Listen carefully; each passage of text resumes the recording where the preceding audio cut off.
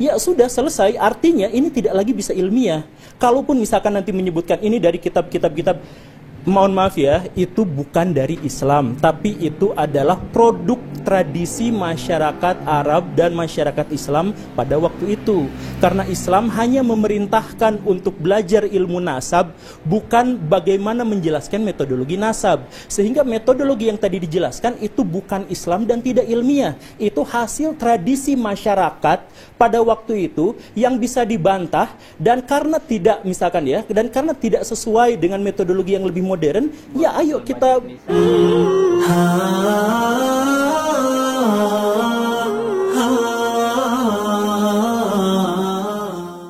Assalamualaikum warahmatullahi wabarakatuh. Sahabat ngaji warna semuanya, kita akan melihat sebuah video. Ini merupakan perdebatan sangat seru antara Pak Gembul dengan Gus Wafi, yang mana kita tahu Gus Wafi adalah orang yang pintar dan Pak Gembul juga orang yang pintar. Dua-duanya adalah pintar. Tapi bagaimana kita menyikapi hal ini? Coba kita lihat videonya, simak yang habis agar tidak gagal paham, agar kita tidak mencaci satu sama lain. Nah, ini bagi kita, para penonton, para netizen, para sahabat-sahabat ngaji bareng. Jangan ada mencaci maki kiai, Gus, para ulama. Kita harus melihat, kita harus pertimbangkan yang mana yang betul dan mana yang salah. Jangan langsung mencaci maki. Ini adalah hal yang tidak baik tentunya. Nah, mari kita simak video perdebatan antara Gus Wafi dan Pak Gembul tentang hal-hal yang semacam itu. Ya. Kita misalkan masuk ke diskusinya. Gus Wafi dan Pak Syahab, saya mohon maaf. Kita diskusi dulu yang Gus Wafi dan Pak Syahab pahami soal diskusi ilmiah itu apa? Ilmiah itu apa? Kita sepakati dulu. Oke. Izin ya. Oke, bismillahirrahmanirrahim. Jadi sementara karena gini Pak Gembul, mohon maaf ya. Tadi itu sempat saya jawab karena saya memposisikan Pak Gembul adalah suara masyarakat yang sebagai wasilah saja. Ya, oke, kalau begitu, jadi ilmiah itu begini Pak Gembul. Di dalam kitab Lawami'ul Anwar yang ditulis oleh Al-Imam As-Saffaraini, jadi Islam itu memandang sebuah ilmiah kebenaran itu melalui 3 cara. Pak Guru Gembul mulai yang pertama adalah al-hawasus salimah, panca indera yang normal dalam menangkap sebuah riwayat ataupun yang lain. Yang kedua adalah khabarus shadiq, kabar yang pasti benar.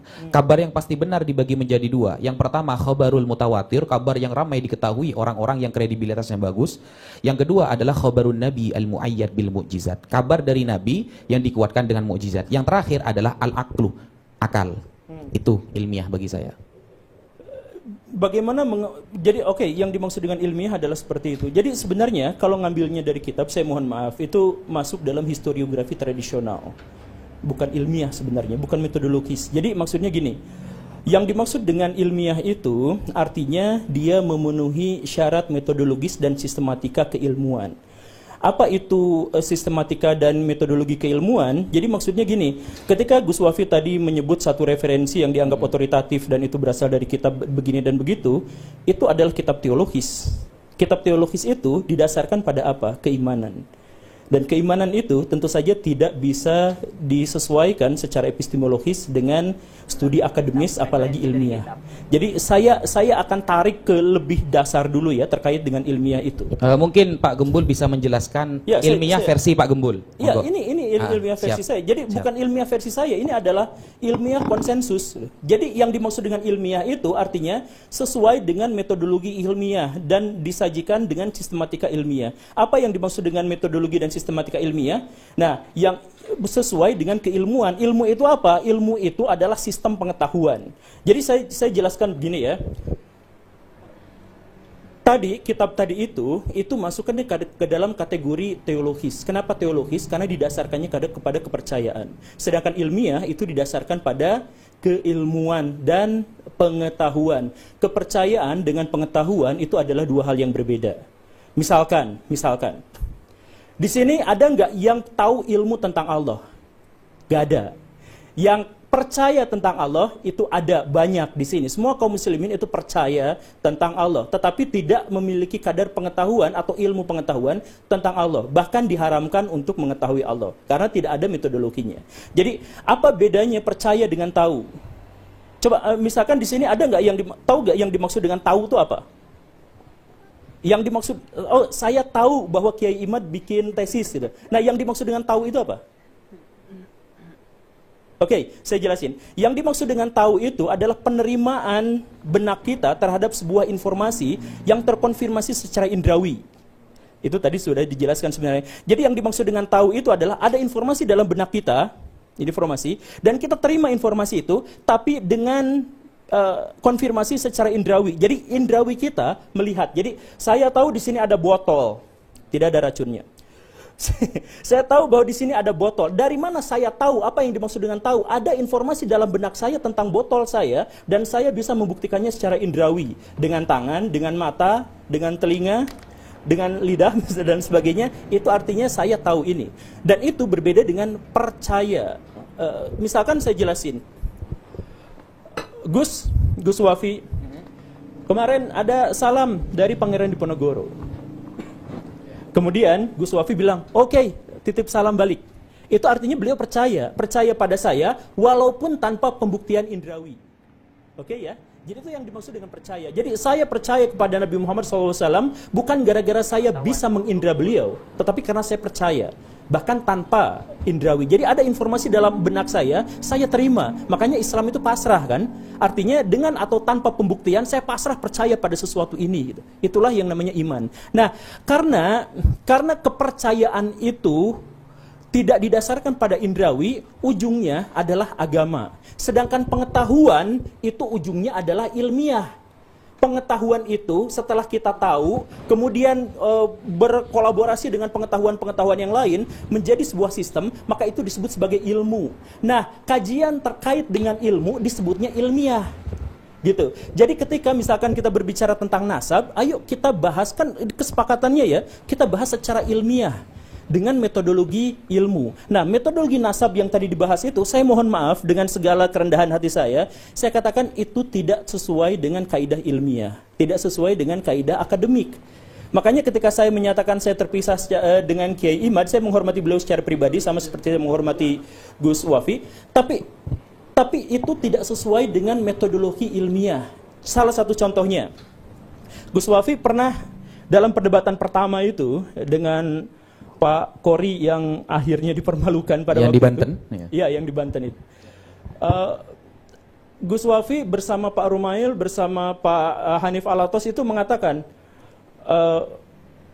kitab nasab mana yang mensyaratkan ada bukti sezaman, begitu kan? Betul. Itu artinya ilmu nasab tidak sesuai dengan kaidah ilmiah. Karena kaidah ilmiah berarti harus terbukti secara indrawi. Jadi maksudnya hal itu. Jadi saya misalkan ya, nanti kita diskusikan sama-sama. Oke. Gus Rumail dan Gus Wafi mengatakan bahwa, atau misalkan Kiai Imad mengatakan bahwa nasab itu terputus selama 500 tahun. Terus Gus Rumail kemarin mengatakan, oh enggak, ada temuan yang kami temukan lebih baru lagi. Terputusnya hanya 150 tahun dan bahkan bisa segini, misalkan begitu ya.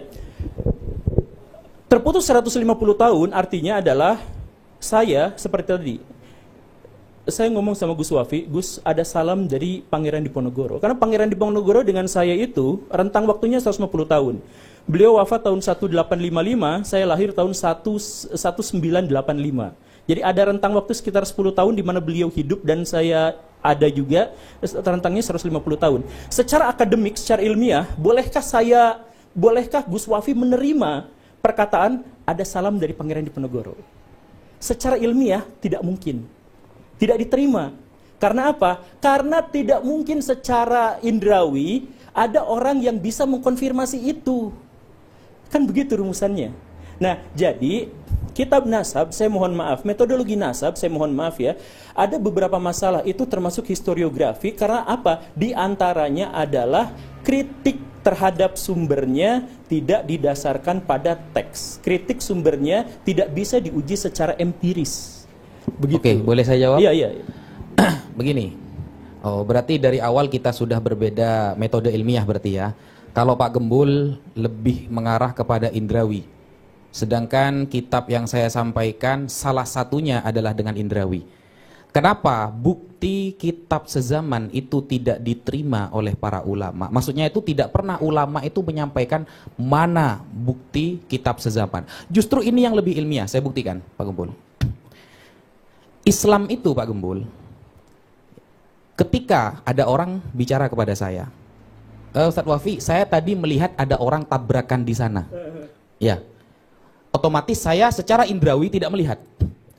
Maka hanya agama Islam. Pak Gembul bisa survei di agama yang lain. Karena mungkin Pak Gembul sudah mempelajari beberapa agama. Nah, survei, hanya Islam yang paling ilmiah. Tidak ada agama yang memposisikan akal paling profesional daripada Islam. Ketika ada orang mengabarkan kepada saya bahwa di sana ada orang yang tabrakan, sedangkan saya tidak bisa melihat itu adalah benar atau tidak, istilahnya dalam usul fikih yahtamilu sidqa wal kadzib, bisa jadi dia benar, bisa jadi dia bohong.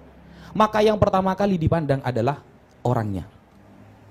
Nah, bagaimana hadis Pak Gembul? Kalau sampai hadis sama ilmu nasab ini jauh lebih tinggi ilmu hadis Pak Gembul. Ya, bukan. Belum selesai. Santai Pak Gembul, santai. Ini akan saya buktikan bahwa pertanyaan kitab sezaman itu sama sekali tidak ilmiah. Nah, kenapa? Karena begini, kredibilitas yang dilihat itu adalah orangnya, bukan teksnya. Bukan teksnya Pak Gembul. Makanya ketika saya berdiskusi dengan orang Kristen, Kristen bangga mereka memiliki ribuan teks kitab suci, tapi tidak ketemu siapa penulisnya. Tapi Al-Quran Pak Gembul, kita bisa buktikan, baik mungkin Pak Gembul nanti akan meminta sanad, atau akan meminta manuskrip dan kredibilitasnya, kita bisa membuktikan bahwa ayat Allah ketika mengatakan inna nahnu nazzalna dzikra wa inna lahu lahafizun, kami yang menurunkannya dan kami yang menjaga, itu bisa dibuktikan. Kenapa? Karena dari 5 syarat hadis saja semuanya membahas orangnya Pak Gembul. Yang pertama, ittisalu sanad. Orangnya itu jangan sampai ada yang fiksi, apalagi fiktif. Harus benar-benar, kamu dapat dari mana kabar itu? Bahwa tadi ada orang yang tabrakan. Dari teman saya, benar nggak ada? Nah itu dibuktikan dulu. Yang kedua adalah adalatul rawi Pak Gembul. Orangnya memang terbukti bukan ahli maksiat, tidak pernah bohong dan memang orangnya amanah. Jadi yang ketiga, orang itu adalah orang yang dobet cekatan. Nah, kenapa kok kritikannya selalu kepada orangnya? Karena ini bukan wilayah indrawi Pak Gembul. Bagaimana lalu kemudian kita bisa meneliti orang yang 500 tahun lalu pernah melakukan ini dan itu, hanya mengandalkan teks saja seperti perkataan Kiai Imad, mana kitab sezamannya? Ini justru udah ilmiah. Kenapa? Karena perkara nasab ini bukan amrun qot'i Pak Gembul. Ingat ya, perkara nasab itu bukan amrun qot'i, bukan sesuatu yang 100%. Tetapi amrun zonni, keyakinan 80% ke atas. Sehingga ada teori Pak Gembul di dalam nasab namanya syuhrah wal istifadhah.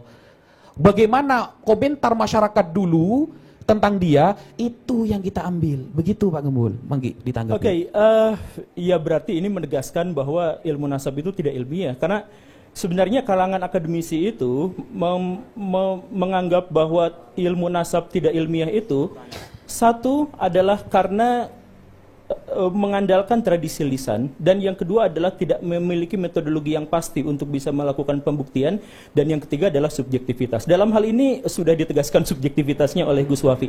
Tapi gini, metodologi ilmiah itu ketika saya mendapatkan kabar ada mobil kecelakaan di jalan, orang yang menceritakan kepada saya itu adalah unsur kedua atau ketiga. Yang pertama adalah saya datang langsung apakah ada jejak-jejak kecelakaannya atau bukan. Jadi bukan pada orangnya, tetapi pada jejak-jejaknya. Jadi dalam historiografi memang terkaitnya itu adalah pada jejak-jejaknya, pada artefaknya, pada keberadaannya. Nah, terkait dengan yang tadi itu, misalkan saya tanya sekalian pada Gus Wafi, misalkan ya, ini contoh kasus lah ya. Kiai Imaduddin mengatakan kurang lebihnya adalah yang memasukkan, yang mencangkokkan Ba'alawi ke dalam silsilah keturunan Nabi itu adalah Asyakran. Begitulah ya, menurut beliau. Kemudian menurut Pak Gus Rumail Abbas, oh tidak seperti itu karena begini begitu. Oke, jadi di situ polemiknya ada satu orang yang namanya siapa nama lengkapnya itu? Ali Asyakran. Asyakran. Bagaimana metodologi bagaimana cara kita menguji? Bagaimana metodologi apa yang bisa kita dapatkan untuk menguji bahwa beliau itu jujur atau tidak? Baik, saya potong sedikit. Kita di sini bisa melihat bagaimana memang yang referensinya melalui Google, yang referensinya melalui buku, yang referensinya melalui kitab. Di sini bisa melihat yang mana yang memang ilmunya melalui pesantren, didikan pesantren yang bisa membaca kitab, yang mana ilmunya memang dari searching atau dari buku, kita bisa melihat. Nah, kita dengarkan jawaban dari Pak Gembul. Ya, iya. Ya, komentar orang-orang yang kenal dengan beliau. Komentar orang-orang berarti subjektif kan? Begini, Pak Gebul, kalau ilmiah itu harus semuanya dengan indrawi kapasitas Ya kita memang semua. itulah ilmiah. Nah, tidak gitu Pak Gembul, gitu tidak. Makanya saya gini aja bilang, dulu. Referensi Pak Gembul bahwa ilmiah itu hanya dengan indrawi di mana?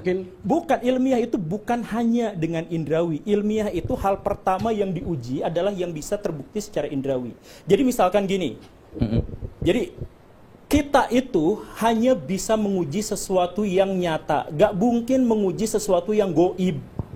Ya. Mimpi itu gak bisa kita jadikan sebagai pedoman karena tidak bisa diuji secara indrawi. Misalkan, Gus Wafi menceritakan semalam saya mimpi bertemu dengan Nabi. Boleh gak ngomong seperti itu? Boleh. Kemudian saya diwartakan seperti itu. Boleh percaya juga boleh tidak. Tapi mau saya percaya atau tidak itu bukan pengetahuan saya. Karena tidak ada metodologi khusus sampai sejauh ini yang bisa membuktikan apakah perkataan itu benar atau salah. Gitu kan? Oke. Nah, jadi karena tidak ada pengujinya, maka itu tidak disebut sebagai ilmiah. Tidak bisa disebut secara akademik. Tidak bisa diuji. Apa yang bisa diuji dari sesuatu yang goib? Sekarang ada pernyataan. Ada seorang yang mengatakan bahwa ini begini. Dari mana dari mana metodologi yang kita gunakan untuk mengatakan bahwa dia telah jujur? Ya dari komentator-komentator orang sebelahnya. Komentator orang sebelahnya itu subjektif. Ada orang yang dekat, ada orang yang jauh, dan kita benar-benar tidak tahu soal itu. Jadi itu goib. Nah ini jadi ini baru masalah dasar. Indrawi bukan satu-satunya. Ini justru malah level yang paling dasar agar kita bisa mengetahuinya secara ilmiah. Jadi, kalau misalkan sejak awal sudah dikatakan bahwa ini subjektivitas, buktinya apa? Buktinya pengakuan seseorang diuji berdasarkan komentar orang di sekelilingnya, subjektif. Kemudian yang kedua, tidak didasarkan pada bukti-bukti sezaman dan sudah ditegaskan. Oke, sudah seperti itu. Dan kemudian yang ketiga itu subjektif, kemudian tidak didasarkan pada sezaman. Tidak sesuai dengan ini dan tidak memiliki metodologi verifikatif yang jelas, misalkan ya sudah selesai, artinya ini tidak lagi bisa ilmiah. Kalaupun misalkan nanti menyebutkan ini dari kitab-kitab, mohon maaf ya, itu bukan dari Islam, tapi itu adalah produk tradisi masyarakat Arab dan masyarakat Islam pada waktu itu. Karena Islam hanya memerintahkan untuk belajar ilmu nasab, bukan bagaimana menjelaskan metodologi nasab. Sehingga metodologi yang tadi dijelaskan itu bukan Islam dan tidak ilmiah. Itu hasil tradisi masyarakat pada waktu itu yang bisa dibantah, dan karena tidak tidak sesuai dengan metodologi yang lebih modern, ya ayo kita diskusikan terkait ini gitu. Jadi sekali lagi ya, ada nggak cara selain cara subjektif tadi itu, ada nggak cara yang bisa menjelaskan dari mana Pak Ali Asyakran itu jujur misalkan? Oke, terima kasih banyak Pak Guru. Ini diskusi yang menarik ketika kita membahas tentang mengkritisi ilmu nasab. Ketika kita mengkritisi ilmu nasab, hak setiap orang. Pak Guru juga berhak mengkritisi ilmu nasab. Dan Robitoh Alawiyah ini lembaga pencatat nasab yang memang berpegang pada kaidah ilmu nasab. Kebetulan Kiai Imaduddin juga berpegang pada ilmu nasab. Betul. Ilmu nasab sama ilmu nasab ketemu diskusi kemarin bisa tuh sama. Jadi ketika ilmu nasabnya kita tidak punya pada platform yang sama, terus kita mengkritisi ilmu nasab, memang dia menjadi kritik bukan seputar isu nasabnya Ba'alawi, tapi kritik diskusi seputar seberapa ilmiah ilmu nasab. Itu pun juga mungkin menjadi tema yang menarik ke depan gitu ya Pak Guru ya. Tentang seberapa ilmiah, seberapa bisa diterima ilmu nasab. Ilmu nasab ini seperti yang disampaikan oleh Gus Wafi, yang dipandang oleh Pak Guru sebagai ilmu yang mungkin tidak ilmiah, adalah metode yang digunakan secara generasi bergenerasi. Jadi kalau misalnya kita mau tanya Pak Guru baik apa enggak orangnya, tanya sama saya yang pernah ketemu, kita sezaman, kita bisa ngomong. Ketika kita mau tahu tentang si sumber Ali Asyakran misalnya, baik atau enggak, kita nggak bisa tanya sama orang yang hidup di zaman itu. Mau nggak mau baca tulisan, mau nggak mau baca siapa yang pernah mengutip tentang beliau, itu mau nggak mau. Karena sumbernya itu. Apakah bisa memastikan? Ya nggak bisa. Bahkan saya ditanya tentang Pak Guru, baik nggak Pak Guru orangnya? Saya jawab baik. Saya pun juga bukan berarti menjadi orang yang bisa memastikan bahwa Pak Guru baik, nggak begitu. Poin lain adalah kalau misalnya kita berstatement dalam setiap ilmu manapun, bahkan DNA, misalnya seperti Pak Guru berstatement, jadi di dunia Arab itu mengisbat nasab tuh harus tes DNA gitu. Nah itu juga harus kita telaah gitu. Apakah betul di dunia Arab itu di luar kalau dia tes DNA baru diisbat? Kami survei nggak ketemu satupun nakobah yang mengisbat lewat tes DNA. Satupun orang yang hasil tes DNA akhirnya dia ketemu nih tiba-tiba jadi keturunan Rasulullah, nggak ada sampai sekarang. Diisbat sama nakobah manapun nggak ada. Artinya setiap statement itu normal, bisa salah, bisa benar. Perspektif kita bisa salah, bisa benar, iya. Dari perspektif ilmu-ilmu DNA misalnya. Terus poin lain misalnya, kalau misalnya kita lihat bagaimana kita bisa men-track orang yang jauh di belakang Ali As-Sakran, Ubaidillah. Bagaimana kita bisa men-track ilmu apa yang bisa digunakan? Ada filologi, ada arkeologi yang bisa juga berperan di sana. Nah, ada filolog misalnya menyampaikan berdasarkan ilmu filologi, Ubaidillah bin Ahmad ini tokoh fiktif. Berdasarkan filologi, Ubaidillah ini tokoh fiktif. Itu sebuah kesimpulan hasil dari penelitian. Kita minta penelitiannya, apakah pernah meneliti manuskripnya, pernah datang ke Hadramaut kah, cek semua peninggalannya. Kami berdiskusi dengan, nanti setelah ini ada sesi penonton, masih ada sesi tentang filologi yang kita menghadirkan Prof. Titi Pujastuti dan Prof. Yasmin Syahab. Mereka yang akan menjelaskan bagaimana kesimpulan sampai pada filologi bisa membatalkan nasab Ba'alawi atau membatalkan keberadaan Ubaidillah, apa proses yang harus dijalani begitu Pak? Saya mohon maaf dengan segala kerendah hati, saya mohon maaf. Ayo kita kembali pada diskusinya. Jadi kembali lagi. Seperti Guru Gembul kasih waktu 5 menit. Biar gantian, soalnya kita kayak saling motong, nggak enak kesannya gitu. Biar ada waktu masing-masing gitu. Pak Guru ini tadi yang saya tahu ada materi yang mau disampaikan ya? Ada, tapi nanti ini jadi kalau boleh Pak Guru nggak apa-apa. Nanti aja. Cuman ya. Soalnya kalau nggak ada timernya, saya belum selesai menjelaskan Pak Guru ada yang ingin disampaikan. Cuman maksudnya gini, gitu. ini saya sampaikan kepada semua yang ada di sini gitu ya. Jadi gini, ilmu nasab sudah disampaikan tadi ya, bahwa itu adalah ilmu tradisi, itu buatan manusia dan disampaikan dari generasi ke generasi sebagai kaidah.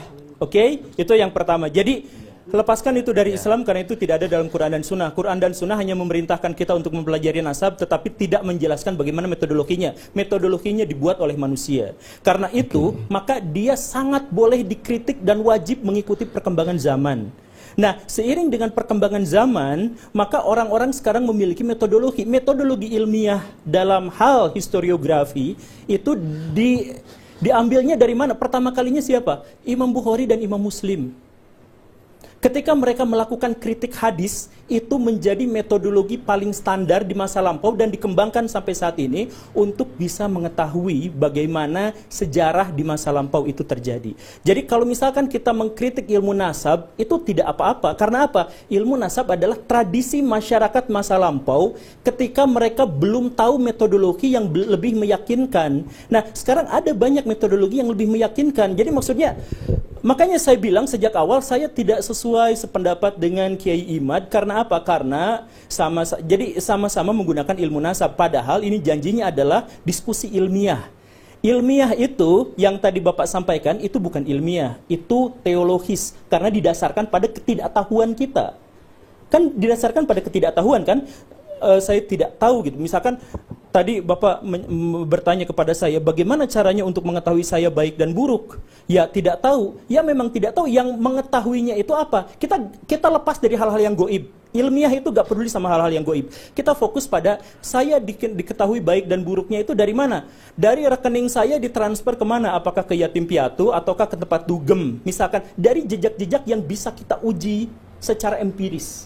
Bukan, wah saya baik, murah senyum, bukan seperti itu. Itu ya karakter saya, apakah saya menyumbang ini adalah ikhlas atau tidak, itu tidak di luar kaidah ilmiah. Kaidah ilmiah itu adalah yang mungkin bisa kita uji secara indrawi, level terdasarnya. Cuma bertanya dulu. Oh belum selesai? Ya nggak apa-apa, sok aja. Iya, mau bertanya Pak Anu. coba ilmiahkan kepada saya bagaimana Pak Gembul tahu bahwa selama ini Pak Gembul sholat Rasulullah benar-benar seperti itu prakteknya. Saya menemukan catatan dalam Bukhari dan Muslim. Oke. Anda tahu ilmu hadis dalam pencatatan Bukhari Muslim? Tidak? Tidak. Tidak. Nah, itulah karena di dalam pencatatan hadis Pak Gembul ya sangat erat harus dalam penulisan hadis, bahkan Imam Bukhari Muslim itu sangat ketat. Jadi yang dipandang pertama dalam ilmu hadis adalah kredibilitas orang yang meriwayatkan, Pak Guru. Bukan tentang catatan dulu. Kalau kita seumpamanya kita bertanya gini, mana catatan tulisan asli Imam Bukhari di zaman Imam Bukhari sekarang? Karena tidak bisa ditunjukkan, berarti Imam Bukhari lepas, tidak pernah ngarang kitab hadis. Gak bisa seperti itu, Pak Guru. Ya bisa, jadi gini. Mungkin itu dulu ya pertanyaan saya. Coba saya ilmiahkan jawab. kepada saya Jawab. bahwa Pak Guru selama ini sholat benar-benar seperti itu Rasulullah sholat. Saya jawab ya. Ya, ilmiahkan kepada saya. Saya Coba. tidak sholat dengan gaya ilmiah. Gimana? Karena itu kepercayaan. Saya bilang kepercayaan dengan ilmu itu terpisah secara epistemologis.